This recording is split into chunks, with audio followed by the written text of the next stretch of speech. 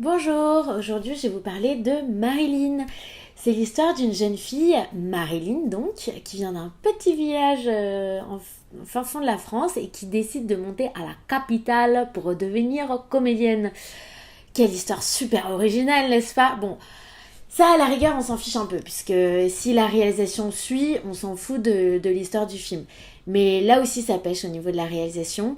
Apparemment, cette Marilyn a une vie super triste, hein, c'est une vraie Cosette, mais ça se sent que moyennement par le manque de détails.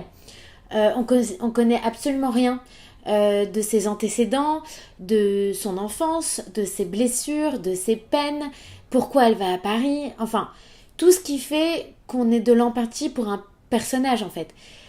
À un moment, on a juste envie de secouer cette pauvre Marilyn pour qu'elle se bouge. Et ok, il y a des choses pas très drôles qui lui arrivent, mais il y a aussi énormément de personnes qui lui tendent la main.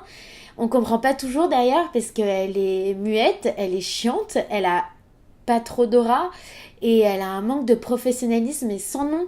Une déception ce film, c'est souvent le problème avec les premiers films qui sont très très réussis comme Les garçons et Guillaume à table de Guillaume Gallienne. Les deuxièmes films peuvent être que déceptifs, et là c'est vraiment le cas. Et puis l'envie de Guillaume Gallienne de jouer entre le cinéma et le théâtre, c'était mignon dans son premier film, mais là ça devient un peu usant. Il faut choisir, Guillaume, ça sera le cinéma ou le théâtre, tu peux pas avoir les deux. Bref, le film est souvent ennuyeux et pas construit. Il s'inspire apparemment d'une histoire vraie, sans vouloir dire de qui il s'inspire.